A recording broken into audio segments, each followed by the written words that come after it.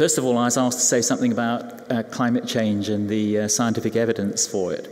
And I've been involved in gathering that evidence for some 30 years now, using satellites, and when I was at the British Antarctic Survey, getting people down into the Antarctic, which is a particularly important piece of the Earth system's jigsaw.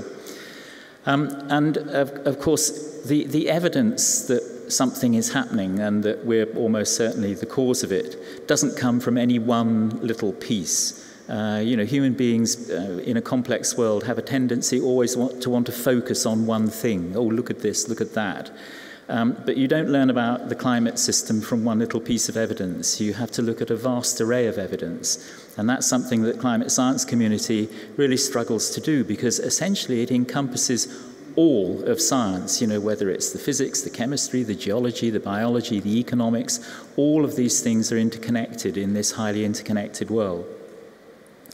So how do they go about doing it? Well, some of you may have heard of the Intergovernmental Panel on Climate Change, the IPCC, highly memorable cultural name, set up by the United Nations in the 1980s to advise governments and decision makers on what's going on. Is the climate changing? Is it us? What would the consequences be?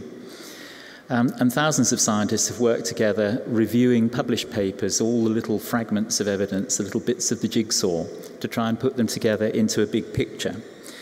And a couple of months ago, just towards the end of last year, this group of people published their latest assessment, the so-called fifth assessment report. And I'll just read you some of the statistics. There were 209 lead authors, 600 contributing authors from 32 countries, 50 review editors from 39 countries, and they were reviewing the information in 9,200 published papers which have already been through a review and have then been looked at by the science community and either attacked and discredited or supported.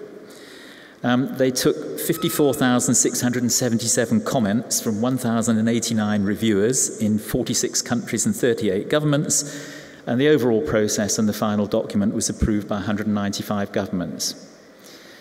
So arguably, this is the most heavily audited document on the planet, but what it certainly is one of the most rigorous and robust pieces of scientific assessment that has ever been produced, and rightly so, because this is a big issue. So out of its thousands of words reduced down into a summary of still many thousands of words, what are the messages? And actually the messages are really quite simple. Firstly, that this pattern of evidence, weighed, some things going one way, some things being puzzles, other things being absolutely clear. This pattern of evidence shows that the world is warming. It's completely unequivocal. Now, you may have heard that there has been a temperature hiatus, the warming has stalled. Well, actually, the energy imbalance, which is what's really going on, the energy imbalance hasn't stalled. The energy gets shared around the system. So you'll always find arguments cherry-picking little pieces of the jigsaw and saying, oh, look over here, that's funny, isn't it? Maybe we can forget about it and not worry. And that's really part of the climate science story that many scientists don't understand. This isn't the Higgs boson. This isn't something neutral. This isn't something that taps into our natural curiosity. This is something that frightens us. Whether you realize it or not, talking about this subject raises anxieties, it raises feelings of loss, it raises feelings of guilt. Who's the bad guy here? Well, of course, it's all of us, inadvertently. We don't mean to be. So it's very easy, if somebody offers a reason to shut down, ignore it, disavow it, to do so. It's just a very natural thing to do. And of course, there are very strong vested interests who are very keen to get us to forget this. But anyway, the evidence is that the warming is happening, and furthermore, and of course that could be natural, could be the sun, could be whatever, but there's also very strong evidence that over at least the last 30 to 50 years, humans have become a very dominant driver of the way the planetary system functions. And what's more, looking ahead, if we continue to carry on the way we are without some major transformation in the way we function, then things look a bit grim. I talked about stability. And it's unfortunate that the phrase global warming or climate change has become, popular to express this. It's really climate disruption, destabilizing the very stable climate, the unusually stable climate that we've had for the last 20,000 years. You know, if we look at the record from those ice cores, we see that humanity has experienced an extraordinarily stable climate. We don't actually really understand why. So very quickly then, because I know I mustn't overrun on time, how did we get here? You know, how have we arrived at this situation where we're confronted with this conundrum? Well, it goes back to the Industrial Revolution, and this sort of wonderful space is redolent, isn't it, of the Great Victorian Age, sort of, you know, the wealth that began to emerge from the Industrial Revolution. And where did that come from? What were the ingredients of the Industrial Revolution that transformed humanity and transformed the world? Well, they were creativity, science, and technology. You know, the rational mind, the post-Enlightenment mind, and bright people driven by profit. You know, Bolton and Watt weren't producing steam engines for the good of humanity. They made money. I don't know if you realize, but they didn't just sell their engines to people who used them to pump mines or run manufacturing outfits. One of the best inventions was a completely untamperable little clock, so that every time the steam engine did one stroke, it clocked up another index, another unit, and Bolton and Watt got royalties from that. Every time the thing operated, they got another penny. So they were onto something. So they weren't doing it for altruistic reasons. But what were the ingredients? Science and technology, cheap and convenient energy, which biology and geology stored relatively conveniently for us in the forms of coal, oil, and gas. You know, biological processes, geological processes over millions of years that we're just using. It was like walking into Aladdin's cave. And massive targeted investment. So capitalism played its role, and we've seen the battle between capitalism and centralized planning, and capitalism proved to be a more effective way at producing what people want. The two other ingredients were war-peace balance, a relative stability in the world, and a stable climate.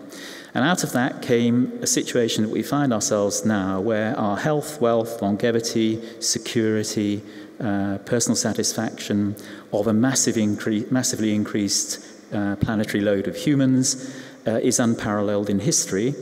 But at the same time, there's a downside, like, you know, those Janus moths, you know, smiling one way, frowning the other. Some statistics: us collectively, move more sediment and rock than the natural processes of the planet do. We manage 3/4 of the land surface outside the ice sheets. The ocean is becoming more acid because of the carbon dioxide that we emit into the atmosphere. It created a hole in the ozone layer, and so on. So all of this wonderful world that we inhabit, not forgetting that 1 billion people, of course, are not so well off, and large numbers. Nevertheless, all of that's been bought at a price. So nevertheless, what we can see is we shape the past, we've shaped the present, so we can shape the future. So what are the ingredients for a future? Well, creativity has to be at the base of this. As director of the Science Museum, I had the privilege of being able to look in the dark corners of the reserve collection, which is massive. You know, only a tiny bit of the museum's collection is on display. And what you're astounded by when you meander through this record of history is the creativity of that small technological component of mankind who have ideas and invent things and turn them into things. There's a library held down in its reserve site, 30 kilometers of library shelves, and you can pull down any document and open it up, and you look at, I don't know, the Victorian era development of electrical switchgear or something, or submarines or aeroplanes or whatever you name. And you watch the evolution of these, the rapid evolution and the increasing intricacy and effectiveness. And then you look at it, the mass of it, and you're amazed, because how many people actually do that? It's a tiny piece of humanity, but one that had a great deal of fun and a huge impact on us. So how can we shape the future? Well, creativity, the cheap energy, but we would prefer that were not fossil fuel based. However, all forms of energy have their downsides. And a new form of investment, because if anything for sure is broken in the modern world, it's the Chicago-style or Chicago-based free market economies, because if we just look around, the evidence for that, I'm £6,000 worse off thanks to the banks than I would have been otherwise. So that's broken. So a new economics. But what are the other things that we have these days? Well, we have an interconnectivity around the world which is unparalleled. So we can work with people anywhere out of that 7.5 billion. So those are the ingredients for the future: creativity, finance, energy, connectivity. And I guess in the end, confidence. Because Ali and I were talking about John Ashton, who some of you may have come across, a diplomat who is the UK's climate diplomat for many years. He's a brilliant guy and gives wonderful speeches. And he said something the other day which I thought was terrific. He said, we spend so much of our time feeling that we're trapped, that each of us can't make a difference. But he said it's an illusion. He said if you just push on the door, you'll find it's unlocked. I thought that was such a lovely phrase. So my encouragement to you all here is that this is an opportunity to put those ingredients together and then just push on the door, and I think you'll find it's unlocked. So thank you very much.